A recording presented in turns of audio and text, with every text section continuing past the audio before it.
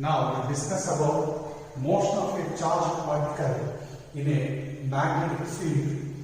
When the particle is introduced in the magnetic field perpendicular to the field direction and at an angle to the field direction. So what happens?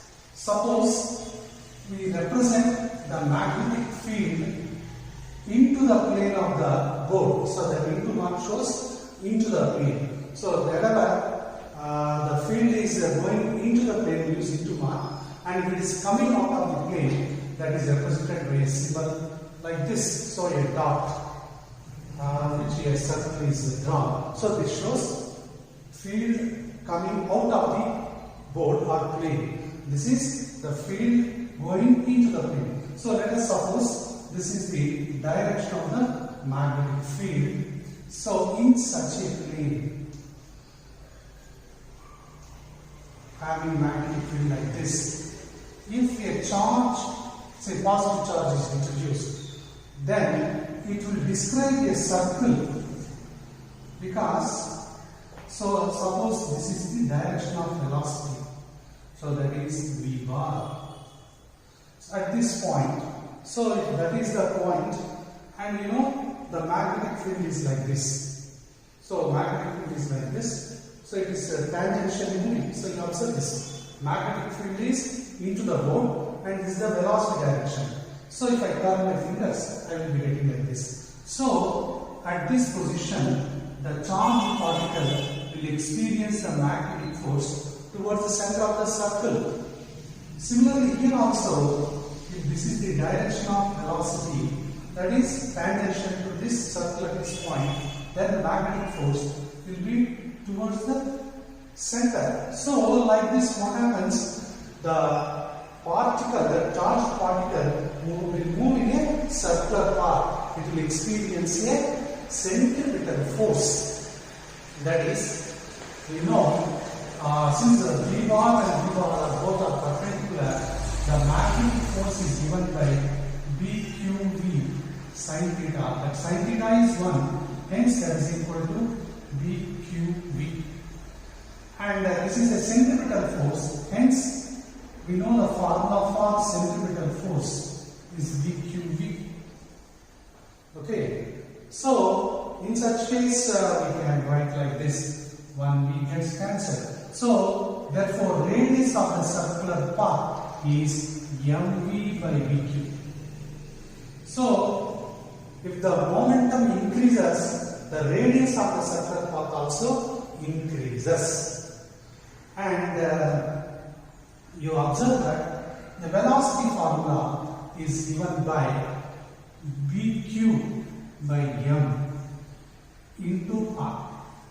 So this is the formula for velocity of the particle if it is rotating in a magnetic field of strength V and in a radius of r.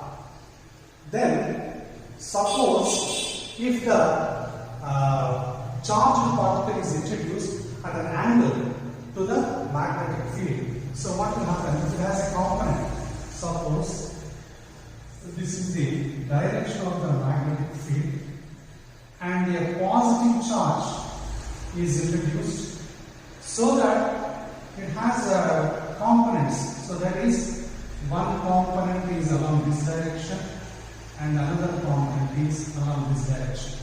So if the charged particle is introduced at an angle to the direction of V bar, then it will have components, that is along the direction of the magnetic field and perpendicular to the magnetic field. You can resolve that into components. So this component is not influenced by the magnetic field. So the charge will travel with the velocity component along the same direction. But due to this Vy, it will move in a circular path. So like this, it will spiral. Hence the path is called as helical path. So the charged particle, if it has a component of velocity parallel to the magnetic field and perpendicular to the magnetic field, then the path will be helical. And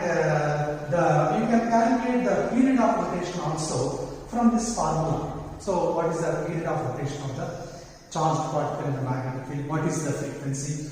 Can be calculated from this formula. So we know if omega is the angular speed or is the angular speed of the particle rotating in the magnetic field, then we know omega r is the linear velocity. V is equal to omega r. You know the relation between angular speed and linear speed, or linear velocity, angular velocity. So that is the relation. So in the place of V I have written this.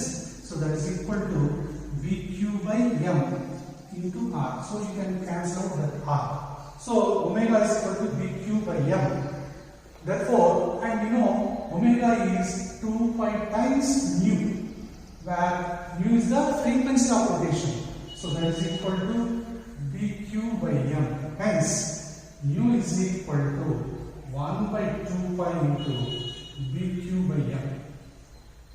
So this is a very important formula you should remember. Therefore, you know reciprocal of time period is frequency. So period of rotation, if it is t, then 1 by t is equal to VQ by 2 pi M, or t is equal to 2 pi M by VQ. So that is the formula for period of rotation of the charged particle. You observe that this frequency is independent of the radius of the path, velocity of the particle, that means kinetic energy of the particle. So this has a very important application in the working of cyclotron. We will discuss about it later. So the frequency or time period of rotation of the charged particle in a magnetic field is independent of the energy of the particle or radius of the circular path. And suppose you introduce the charged particle at an angle to the direction of the magnetic field, it will be a spiral path. So the distance between the two consecutive circular paths, so that we call it as pitch of the helical path. So you know pitch is given by the horizontal component, or you can say parallel component to the magnetic field multiplied with the time period. So that is nothing but Bx into t gives the distance moved by the charged particle in one rotation along the x direction. Okay, so this has very important application in nature. Our Earth is having a magnetic field, so of the order of 10 power minus 5 Tesla, I told you earlier. So at the poles, the magnetic field is stronger. So the charged particles coming from the space, or due to the eruptions in the sun, some charged particles like protons and beta particles are emitted and they are received by the Earth. So when they interact with the magnetic field, they are moved in a spiral path along the magnetic lines of the Earth. But these charged particles ionize the gas molecules present in the Earth's atmosphere. So for example, if it excites oxygen, so due to ionization of oxygen, a green color is observed, and due to ionization of nitrogen, a pink color is observed. So this is called aurora borealis. Aurora borealis. So you can observe the colored flashes of light near the poles due to ionization of oxygen and nitrogen by the magnetic field. So that is ionization of these gas molecules due to the charged particles coming from the space. And since the concentration of these magnetic field lines are more near the poles, these ionized particles they come very close to each other and is observed in the form of colored light near the poles. So that we call it as aurora borealis, and I will